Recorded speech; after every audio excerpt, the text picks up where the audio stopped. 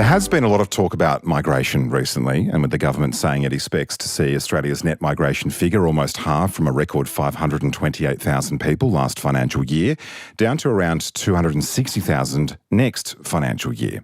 The opposition, though, thinks that we need to go even further.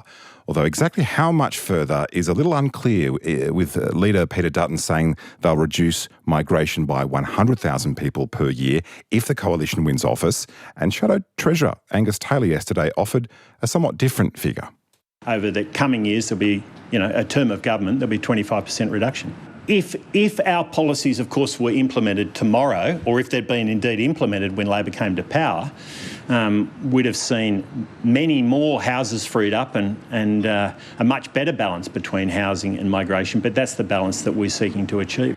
The point of all this, they say, is to reduce pressure on the housing system. So will it actually achieve that? And is this the best way to solve Australia's housing problems? To discuss this, I'm joined by Dr. Cameron Murray, Chief Economist at Fresh Economic Thinking, and Dr. Dorina Punyani, Associate Professor of Urban Planning at the University of Queensland. Leaving aside for a second the apparent difference between what the Shadow Treasurer and the opposition leader have said, I want to get a sense from both of you about whether the coalition is right to be targeting a reduction in net overseas migration as its key plank in making housing more affordable. Dorina, how do you see this playing out? Look, I feel as a country, we do need to talk about migration. It's an important policy area. I'm a migrant myself, but we should not link that debate to the housing issue. Okay, the housing problem in this country has been at least 25 years in the making. It is around year 2000 when we stopped producing housing in line with demand, and that's when prices started to go up. So, we cannot blame all of a sudden migration. Also, we need to remember that a lot of post-COVID-19 migration that we're seeing in this country is return migration, meaning it's all those people who left. We saw a veritable exodus from the country when the pandemic hit, and now a bunch of those people are coming back. So the problem was already there. We're just talking about it more now. And the other thing to remember is that there was a time when housing was affordable in this country. Why can't we return to that point? What about you, Cameron? We've spoken about this in the past. Do you agree that reducing migration isn't actually going to have that much of an impact on the housing challenge that we face in this country?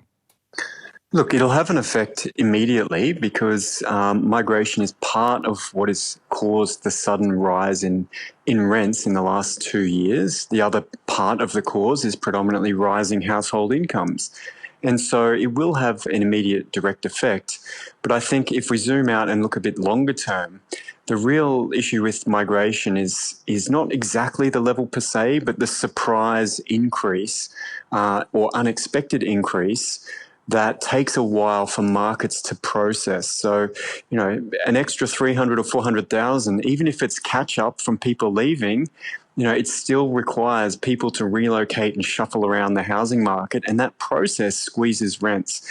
And I guess the other point is, we don't allow catch-up speeding on the road just because you slow down, and it's the same with immigration, right? A little bit is good, but just because you had a low immigration period doesn't mean catching up is easier. It's still very difficult and very risky, and, it requires a lot of investment to manage. Yeah, Dorina, you're an urban planner. Does Cameron have a point there from a planning perspective? Are we making our lives much harder by bringing in this many people each year? And, it's probably worth saying as well, on the promise of plenty of roads and schools and hospitals that, perhaps might be latent if there is this sudden spike in population. Well, I'd like to counter Cameron's point there about rents rising because of migration and because of rising household incomes. That may be the case. I think migration contributes a little, not all that much.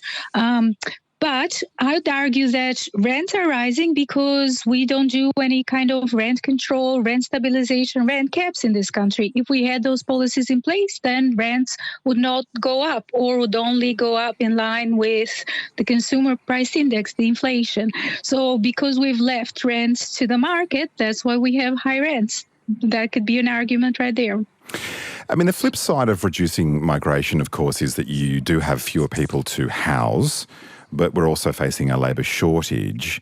There is also this argument about reducing migration would also reduce the labour needed to build housing. What do you make of that argument, Cameron? Yeah, I think there's a bit of a problem with the mathematics there, right? Because we already use 6% of our 16 million strong workforce, which is over 1 million people, just to build the homes we have. And so if you double migration, you need more than double the extra additional homes, but you're still not adding an extra 1 million construction workers, right? So it's sort of a lose-lose. You can't out immigrate the need for skills. And we've seen that. If you look at headlines from 25 years ago, you'll find shortages of skills in construction, need more migration. You know what? We had record migration and things got worse, and it became even more difficult to keep pace with the housing and infrastructure. So I guess the trick here is moderation is the key, and I think whichever side of politics is angling that way probably is looking towards more sensible outcomes. What do you think, Doreen? I mean, how essential is migrants' skills to address the housing problem quite directly? Well, I mean, I've been paying attention to the discourse, what developers are saying. I don't work with developers directly. I'm employed in academia, but developers are complaining quite a lot that they cannot find the labor they need to be able to build all the housing we need. So I don't see how that chicken and egg situation can be broken without bringing in more people. And I do know that in my sector, urban planning, there is a labor shortage. In fact, nationwide. I mean, we need more planners nationwide. And planning was actually, for the first time a few years ago, included in the list of skilled migrants that should be allowed into the country. It wasn't the case before, but the government realized there was a shortage, and they wanted to recruit more planners from abroad. And speaking as an educator, I mean, it takes us 4 years, or it can take up to 6 years if people get a master's degree as well as a bachelor's degree at university to make a planner. So can we wait that long? Because planning is part of the housing supply process, right? You need planning permits and then development permits, etc. It's 23 minutes past 5. If you've just tuned in, you're listening to RN Drive. Dr. Cameron Murray is the Chief Economist at Fresh Economic Thinking, and Dr. Dorina Pujani is an Associate Professor of Urban Planning at the University of Queensland. We're talking about these twin political and policy issues, migration and housing. We know we'll hear a lot about them in the lead up to the next election, and trying to sort of myth bust some of the things that are being said to separate the politics from that policy. Deputy Leader Susan Lee has today also been spruiking the opposition's pledge of making net migration 25% lower than Labor's figures over a parliamentary term. Take a listen. Under an Anthony Albanese government, you will have fewer homes for Australians because you'll have a higher migration rate. Under a Peter Dutton government, there will be a lower migration rate and there will be more homes for Australians. In fact, there will be 100,000 more over the next 5 years. Cameron Murray, I know you're in favour of reducing net migration, our net migration intake, but does Susan Lee's logic stack up that we have, 100,000 more homes if we reduce our migration intake by 25% over a parliamentary term of 4 years? Is it that simple? Look, there are offsetting factors, but it's also true, for example, during COVID when university students left, we had more homes per capita, and so that was good, and rents fell in those areas where those people previously lived. So it's certainly the case. And I just want to bring it back to that skills question. Look, 400,000 people is the population of Canberra. And so to bring in 400,000 people in 1 year, to keep up with housing and infrastructure, you have to build a whole Canberra. Right? But you know what? 400,000 people can't build a whole Canberra in 1 year. So you can never get ahead of your skills and your construction. So the trick is more moderation so that we can absorb more people more easily without this 300, 400,000 surprise. Getting back to 100 to 200 seems completely reasonable. So you think 100 to 200? Is that the sort of target that we should be reducing our net migration intake to, in your view? Look, it's actually a little bit more subtle because whatever system of migration you have, unless there's a strict quota, will respond to economic conditions. And when there's an economic boom, it will attract more people. And when there's a bust, people will leave the country. So it will fluctuate. But my general rule is about 100,000 seems like a manageable number, and 200,000 seems unmanageable and requires a lot more investment in public works. And all those people duplicating housing, duplicating roads, adding the hospitals, do you know what they're not doing? They're not building other things, right, to improve the quality of life for everyone who's already here. So that would be my range. 100,000 seems quite manageable. 200,000 seems at a very high end where the costs start to increase.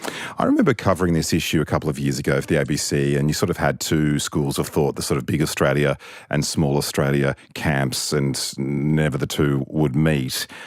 I wonder, Dorina, I mean, reducing our net migration intake to 100,000 people per year, would that have a significant impact on our growth? I mean, the sort of growth lobby, if you like, developers and so on, so the developers that you no doubt study and teach.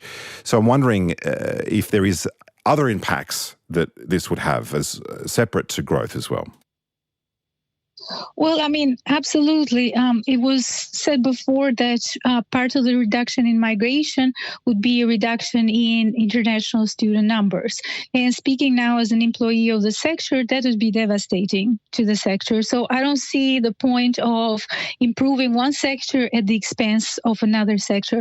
But overall, my sense is that focusing the housing debate on migration is just scapegoating a sort of a distraction from the real issues that we have in this country. The fact that we haven't been increasing housing supply for decades in line with demand. And when I say supply, it doesn't have to be all market supply. It can be market supply as well as public sector supply, social housing or affordable housing like we used to do in this country. We can have better policies to protect renters, people that are already housed in rental accommodation so they don't end up on the street. So that's what we should be talking about rather than target migrants. I mean, I feel that's sort of the easy way out because migrants are not here. They cannot respond. And so that's why they're getting the blame. I take your point, but then how do you increase supply? You increase supply in two ways, by making it easier for private sector developers to build and by investing a whole lot of public money in housing supply.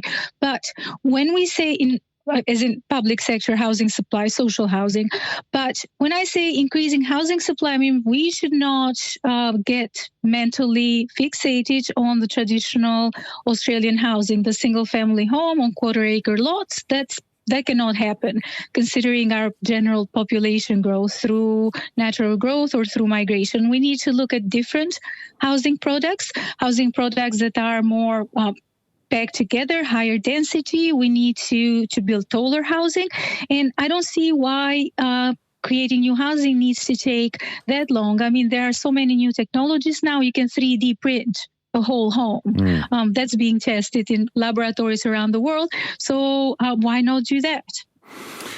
Yeah, I think there's plenty more that we can talk about here and explore. We're going to have to leave it there, though. Dr. Cameron Murray is the Chief Economist at Fresh Economic Thinking.